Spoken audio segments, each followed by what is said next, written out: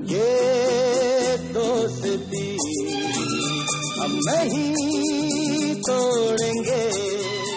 Peoples party اور M Q M کے رہنماؤں کی ملاقاتیں اور کئی ماہ سے جاری رابطے رنگ لے آئے۔ ایم کیو ایم نے سندھ حکومت میں شمولیت پر رضامندی ظاہر کر دی۔ پیپلز پارٹی کے رہنما اور صوبائی وزیر اطلاعات شرجیل میمن نے میڈیا سے گفتگو میں کہا کہ دونوں جماعتوں میں کافی مفاہمت ہو گئی۔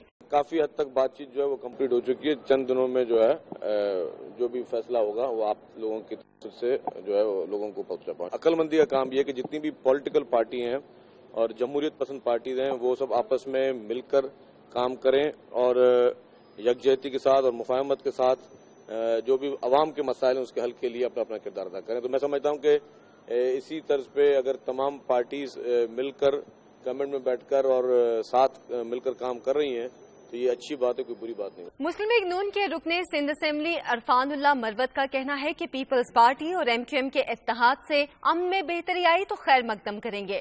ماضی میں تو جب اکٹھے بیٹھے ہوئے تھے تو ہم نے تو کراچی میں بہتری نہیں دیکھی تھی، تو اللہ کرے اس بار بہتری آئے، کیونکہ کراچی کے لوگ جو ہے سندھ کے عوام چاہتے ہیں کہ یہاں بہتری آئے، اور اگر بہتری کی طرف جائیں گے تو ہم بھی سرائیں گے، نہیں اگر بہتری کی طرف جائیں گے تو آپ بھی ادھر ہیں ہم بھی ادھر ہیں۔ ایم کیو ایم اس سے پہلے 2008 سے 2013 تک سندھ میں پیپلز پارٹی کے ساتھ شریک اقتدار رہی۔ 2013 کے الیکشن کے بعد متحدہ حکومت میں شامل نہیں ہوئی تھی۔ متحدہ کے 3 سے 4 وزیر اور 2 مشیر گورنر ہاؤس کراچی میں عہدے کا حلف اٹھائیں گے۔ ایم کیو ایم کے ذرائع نے پیپلز پارٹی کے ساتھ معاملات طے پا جانے کی تصدیق کر دی ہے۔